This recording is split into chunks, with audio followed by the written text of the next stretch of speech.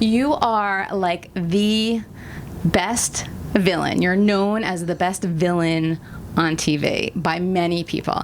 But do you sometimes get tired of being that? I don't get tired of it because I don't think that's what I'm doing. I'm just a character actor. I just want to play a character. I don't really have an opinion about the character's agenda or their mission in life or the way they behave with other people. I'm just there, workaday actor, with my actor toolbox, trying to solve the problems of the text. To make the scene crackle, if it's possible for it to crackle, and to make it have surprises in the performance. So do you think about those things ahead of time? Like when you're reading through a script and you're kind of like, okay, I feel like if I do this here, I can make it crackle.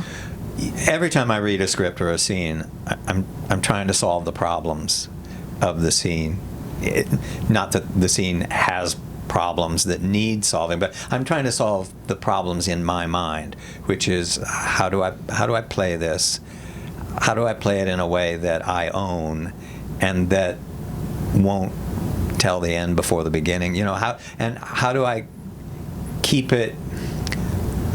How do I give it a light touch, a sense of mystery? I think you succeed. Those kinds of things. You succeed very well in that area. For me, it's a lot, I think, musically, about as if the lines were lines of music, and I'm the singer of that music.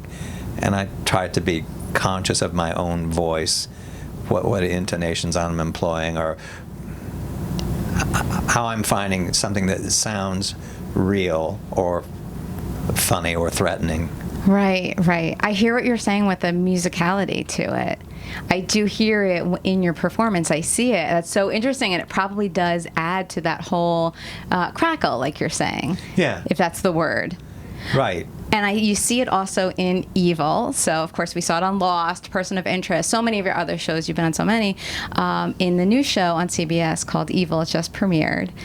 You show up, and it's like there's something that goes on in the scene, and it's great to watch. You come on. I don't want to give away any spoilers. Right. But the first episode, at least, has already aired, so I can give that away. Yeah. You step in towards the end of the show. Yes. And then what? And the audience hasn't seen me yet. And there's no grace period. There's no, let's get to know this character. As soon as you meet me, they go to a close-up, fish-eyed lens, and I'm talking to Katya, our lead, and what I'm saying sounds insanely threatening for someone you've just met in the stairwell at the courthouse.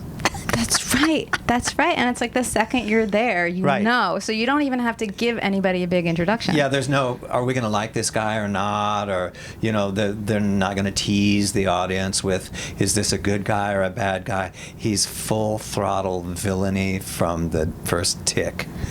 So is Evil going to have like an ongoing storyline and then also individual stories every week because it's like a procedural?